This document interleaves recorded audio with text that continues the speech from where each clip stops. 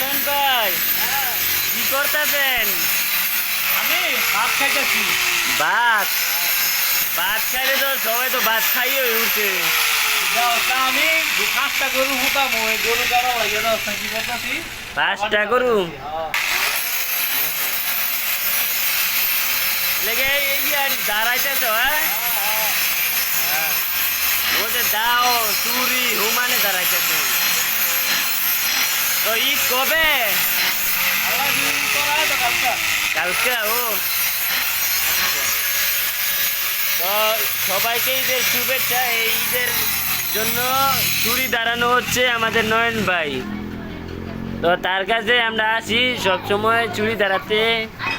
তিনি আমাদের সহযোগিতা করে প্রতি বছর, এবারও করতেছে।